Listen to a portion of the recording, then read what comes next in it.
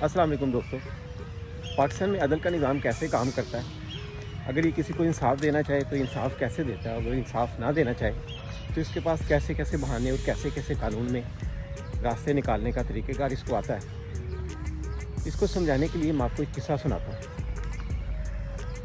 एक शख्स मुर्गी ज़िबा की हुई एक दुकानदार के पास लेकर जाता है और उससे कहता है इसका गोश्त बना दो, मैं कुछ देर में वापसी पर आपसे ये मुर्गी लेता जाऊँगा। चूँकि दुकानदार के पास मुर्गियाँ ख़त्म हो चुकी होती हैं तो वो कहते हैं ठीक है जी, मैं आपका गोश्त बना दूँगा, वापसी पर लेते हुए जाना। वो बंदा चला जाता है। कुछ देर के बाद उधर से शहर के काजी का गुजर होता है। वो उस दुकानदार के पास आता है और उससे कहता है जी कि ये जो मुर्गी है ये मुझे दे दो। वो कहते हैं सर ये तो मुर्गी जो है ना, ये एक बंदा मुझे देकर गया था, ये मुर्गी उसकी है और वो जब वापस आएगा मैंने इसका गोश्त बनाना है, उससे मैं वापस दे दूँगा ये मुर्गी। कहते हैं ये मुर्गी आप मुझे दे दो। उसे कहना था कि तुम्हारी मुर्गी उड़ गई है। वो कहते हैं सर ऐसा कैसे मुमकिन है, क्योंकि वो मुझे ज़िबा की हुई मुर्गी देकर गया था, तो ये कैसे इस बात पे यकीन करेगा कि जो है वो मुर्गी उड़ गई है। तो आप प्लीज़ ऐसे इम्तिहान में मुझे ना डालें। काजी बार उसे इसरार करता है, कहता है मुर्गी मुझे दे दो, अगर तुम्हारी उसके साथ लड़ाई होगी तो ऑब्वियसली वो मेरे पास ही आएंगे, तो आप लोगों का झगड़ा जो है मैं खुद सुलझा लूँगा, आप बस ये मुर्गी मुझे दो, मैं खुद ये हैंडल कर लूँगा। आप उसे कह देना कि तुम्हारी मुर्गी उड़ गई है। मैंने जी किस्सा मुख्तसर कि वो काजी उससे मुर्गी ले जाता है और जो वो शख्स वापस दुकानदार के पास आता है उससे कहता है मेरी मुर्गी दो, तो वो कहता है तुम्हारी मुर्गी उड़ गई है। बहस व तकरार के बाद उसके साथ उसका झगड़ा हो जाता है। तो वो कहते हैं हम लोग शहर के काजी के पास चलते हैं। वो चल पड़ते हैं। रास्ते में जा रहे होते हैं तो दो बंदे जो हैं वो लड़ रहे होते हैं। एक उनमें यहूदी होता है, एक मुसलमान। तो वो बंदा जो दुकानदार है वो उनको छुड़ाने की कोशिश करता है। छुड़ाने के दौरान वो बंदे की जो उंगली है वो उसकी आंख में लगती है और जो यहूदी बंदा है उसकी आंख ज़ाया हो जाती है। लोग इकट्ठे हो जाते हैं, उसको पकड़ते हैं। वो कहते हैं कि हम लोग तुम्हें शहर के काजी के पास लेकर जाएंगे ताकि वो इंसाफ कर सके कि तुमने इस शख्स की जो है आंख फोड़ दी है। उस बंदे के ऊपर एक और मुकदमा बनने जा रहा होता है। वो रास्ते में चल पड़ते हैं। रास्ते में वो दुकानदार जो है वो उनसे हाथ छुड़ाकर भाग जाता है और एक मस्जिद के ऊपर चढ़ जाता है। वो लोग उसे पीछे भागते हैं और उसे पकड़ने की कोशिश करते हैं, तो वो मस्जिद के ऊपर से छलांग लगा देता है। छलांग लगाता है तो नीचे एक शख्स पे गिरता है और वो शख्स हलाक हो जाता है। उस शख्स के जो बच्चे हैं वो उधर आ जाते हैं। वो कहते हैं जी अब तो हम तुम्हें काजी के पास लेके जाएंगे, तुमने हमारे वालिद को कत्ल कर दिया। बहरहाल वो उसे घसीटते हैं, पकड़ के काजी के पास ले जाते हैं। काजी जब उस शख्स को देखता है तो वो जान जाते हैं कि वही दुकानदार है जिससे मैं मुर्गी लेकर आया था।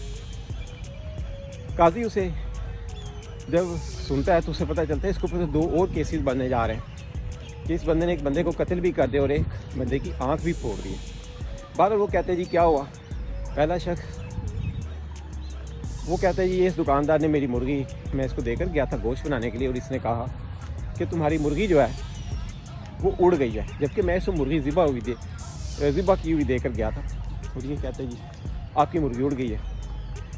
काजी चूँकि इस मामले को जानता है, वो मुर्गी उसी से लेकर आया होता है। तो काजी उसे कहते हैं जी देखो बात सुनो, तुम मुसलमान हो? कहते हैं जी बिल्कुल। आखिरत पर यकीन रखते हो? कहते हैं जी बिल्कुल।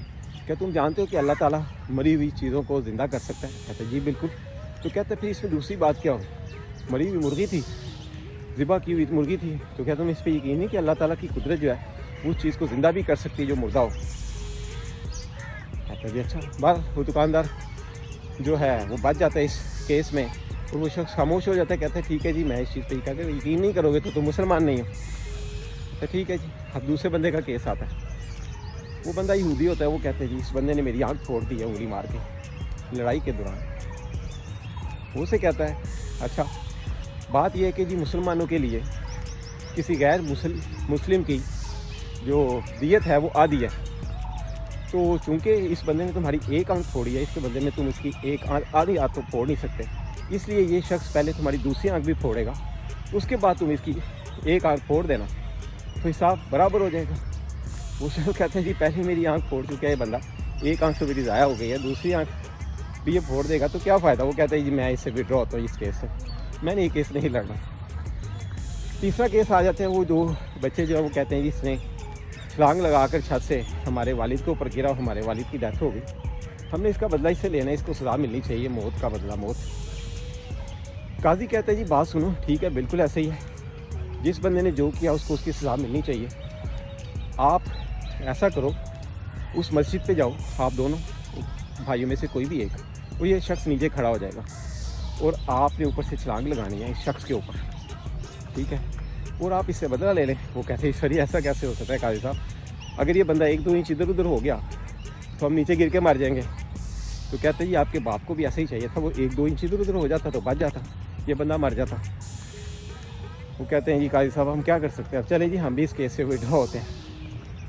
तो जी पाकिस्तान की सूरत हाल भी ऐसी है कुछ, जो जज हजरात हैं वो जैसे चाहें जिस तरह चाहें मुकदमे का फ़ैसला कर सकते हैं। तो ये किसी बंदे के बस में नहीं है, वो सिर्फ उसमें से रास्ते निकालते हैं अपने मतलब के, और जो ताकतवर है उसको इंसाफ मिल जाता है, और जो गरीब शख्स है हमारे जैसा वो बेचारा अदालतों के धक्के ही खाता रहता है। नेक्स्ट वीडियो तक मुझे इजाज़त दीजिएगा। अल्लाह हाफ़िज़।